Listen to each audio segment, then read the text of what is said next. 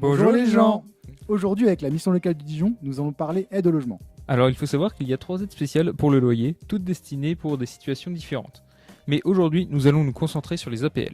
Avant toute chose, quand vous faites une demande d'aide, il ne faut pas vous soucier de savoir quelle aide vous allez toucher, c'est la CAF qui s'en occupe. Mais au fait, c'est quoi la CAF? En bref, la CAF, ou Caisse d'allocation familiale, est une branche de la sécurité sociale spécialisée dans l'enfance et la jeunesse, la solidarité et l'insertion, le logement et le cadre de vie, la petite enfance. Cette demande, vous pouvez la faire directement en vous déplaçant dans leurs locaux si vous habitez dans une grande ville. Si vous ne souhaitez pas vous déplacer, vous pouvez aussi faire cette demande sur internet ou encore par courrier. Mais revenons à nos moutons. Nous allons vous parler des aides au logement et plus particulièrement de l'APL. Qui a le droit à l'APL? Alors là, écoutez bien, parce qu'en fait, tout le monde peut potentiellement y toucher en fait. C'est juste le montant qui change en fonction de la situation. L'aide personnalisée au logement vous sera attribuée si vous êtes dans un logement conventionné.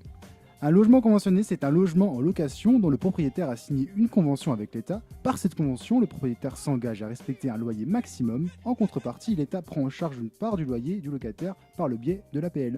Et sinon, comment qu'on sait combien qu'on touche? Ou comment est calculée l'APL? Alors là, je vous vois sortir aux calculettes, c'est pas la peine, rangez-les. Ne vous attendez pas à devoir vous lancer dans des calculs, ce n'est pas à vous de calculer l'aide.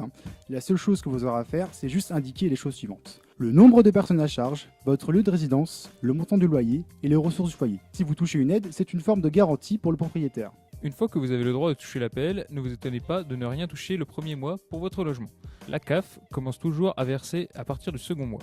D'ailleurs, petite astuce, vous avez parfaitement le droit de prendre possession de votre logement à la fin du mois.